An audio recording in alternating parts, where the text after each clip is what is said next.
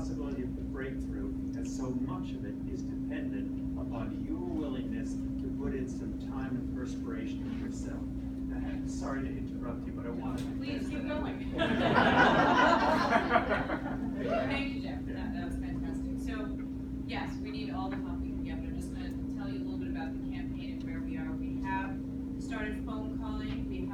I have started door knocking, which has been very educational for me. For the people that I have spoken to, there certainly seems to be a common theme of disheartenment in some form of either services cut or just too expensive to live in Connecticut.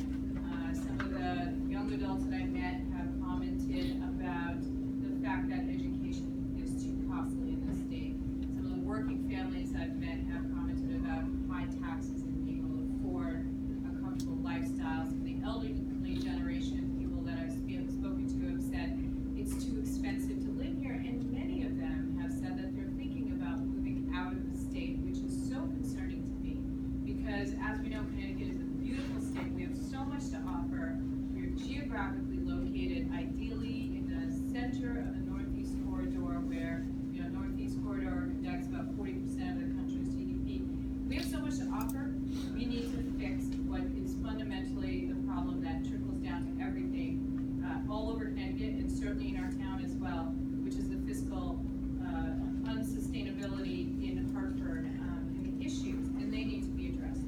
Now, the good news is that the people that I've spoken to, when I speak to them, they hear my message.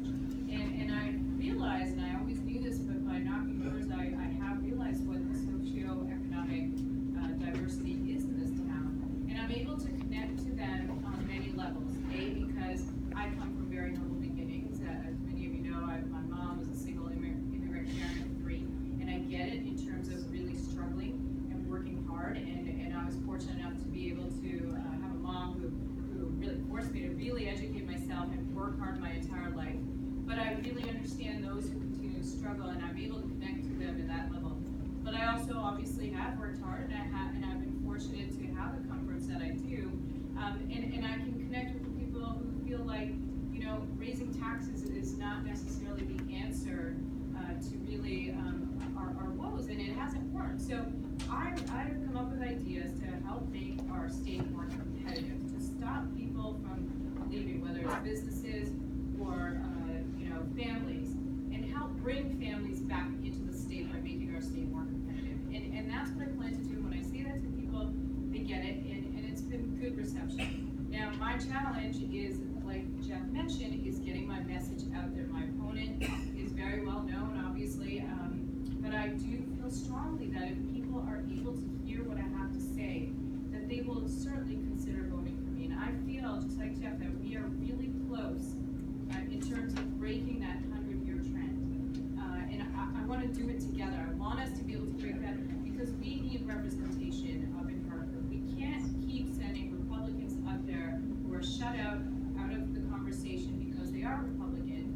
And that's where I differ from my opponent. He's a great person, he's done good things, but I don't think he has the business focus that I do. I come from 20 years of financial sector experience, and I have the negotiating quantitative skills to make change happen and speak the language, because I have the heart of a Democrat, but I understand what my constituents want, and I feel like I really have an edge on him as long as the voters hear me. The other thing that I have to distinguish myself from him and Republicans who I don't want to bring the general presidential election into local politics, because we have our own issues and we need to solve them without really focusing or bringing the presidential election in. But I have to say it's really disappointing to see any Republicans, but certainly the Republican leaders in this town, support Donald Trump.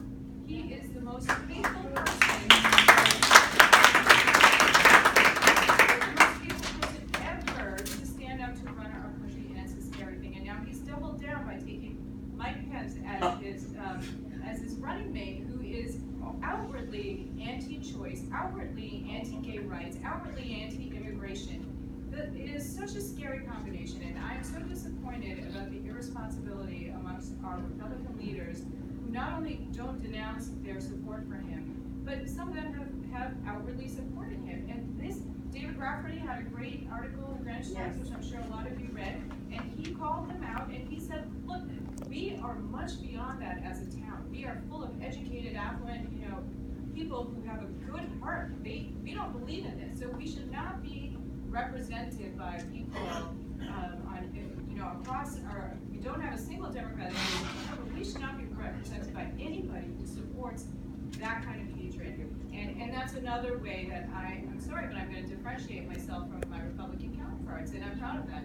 So, anyways, gotta get my message out there, and I strongly believe that we have a chance together to break the 100-year trend, to have representation, the type of representation that Greenwich should have in Hartford, but I need your help.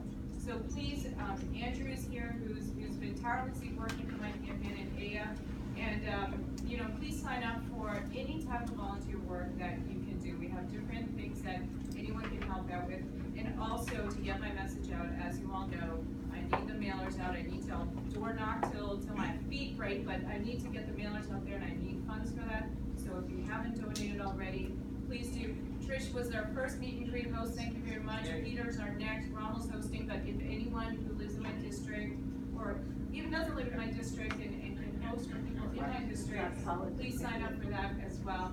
We have donation forms here, so if you can, if you have your checkbook, make a check or take it home with you. And Andrew has something to say? Yes, if you want to sign up to volunteer or you need a donation form, just come to me. I have them here in the back. One of the few advantages of having the candidates speak to at the end of the meeting like this and making poor people sit there and listen to our whole goddamn meeting is that while these thoughts are still fresh in your mind, right after she and John Blankley have spoken, we'll be returning, and Andrew McAdoo will be right there. You can walk right back to him and take a moment to put your name in and do some volunteer tasks and move these campaigns forward. Great. Thank you so much. Thank you.